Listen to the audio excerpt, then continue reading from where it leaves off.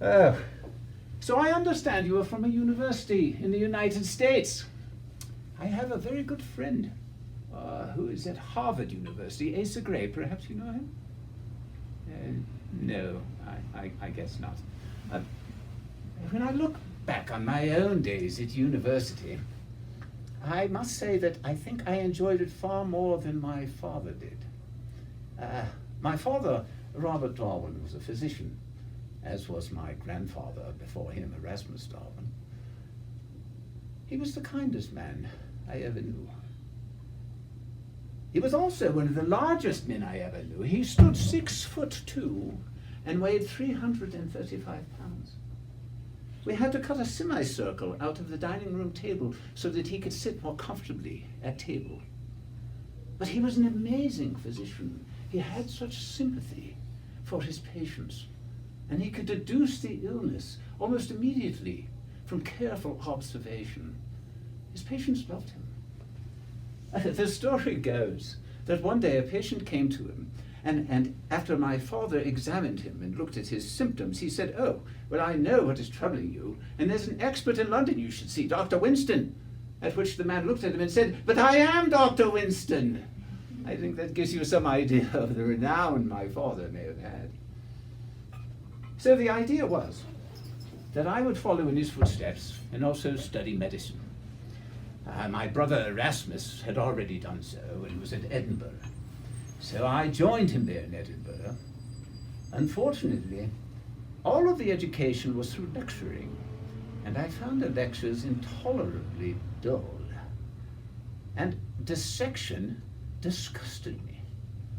And in retrospect, I'm very sad about that. For if I had learned how to properly dissect specimens, it would have been of great value to me later in my life as a scientist.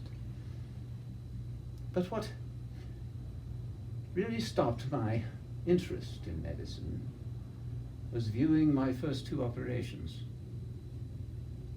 That was at a time before there was any anesthetic, no chloroform. And one was on a very small child. And when the scalpel cut into that poor child, the screams, they haunted me for a year. So we decided that perhaps medicine was not the study for me. So instead, my father and I decided I would move to Cambridge, where I would study religion. I was quite orthodox at that time, and the idea of being a country curate was quite pleasant to me. I'm actually amazed with how I have been attacked by so many religious men since that time that I actually began my career studying religion. I find it rather ludicrous. But I'm afraid at Cambridge, I had learned something. I had learned that my father was going to leave me a sizable fortune, and therefore I did not have to worry about making my way in the world. So I fell into a rather sporting, low-minded set of men. We spent most of our time shooting and riding and drinking and singing into the night. When I think back on my college days, I think those are some of the happiest times I ever had. But they were a trial for my poor father. He wrote me a letter. He said, "Charles, you care for nothing but shooting, dogs, and rat catching, and you will be a disgrace to yourself and your entire family." Yes, well, I believe I proved him wrong in the end. My time was not entirely wasted at Cambridge, however. At that time, I was extremely fond of collecting beetles. There was nothing that gave me greater pleasure than to see a description of a new type of beetle and my name, Charles Darwin, Esquire, collector, written next to the illustration of the beetle. Nothing gave me greater pleasure. To give you an idea of how zealous I was in collecting those beetles, one day I was out peeling the bark from dead trees. It's an excellent way to find beetles. And 2 specimens scurried out at the same time. So I grabbed one in my left hand and one in my right. And just before I turned away, a third, most beautiful specimen crawled out of that bark. And what was I to do? Lose one specimen? Of course not. I threw the beetle in my right hand into my mouth and reached out for the third one. Well, of course, the one in my mouth exuded the most acrid tasting fluid I've ever tasted. I nearly coughed to death, and I not only lost that beetle, but the third one. But I kept this one. And it appeared later in a description of a new genus.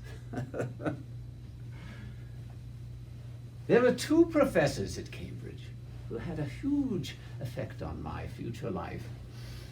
One of them was Adam Sedgwick. He was a geologist, and he was kind enough to take me on excursions into the surrounding areas, and it was there that I learned how to read the history of the earth from the rocks. And then, of course, there was John Henslow. Professor Henslow was also an incredibly kind man. He took me not only under his wing, he took me into his home. We often dined together. He was a botanist, and I learned so much from that man. I seemed to be with him all the time. In fact, some of the other professors who couldn't quite remember my name used to refer to me as that young fellow who walks with Henslow. You know, he's the one. And it was through Professor Henslow that the most important event of my life came to be.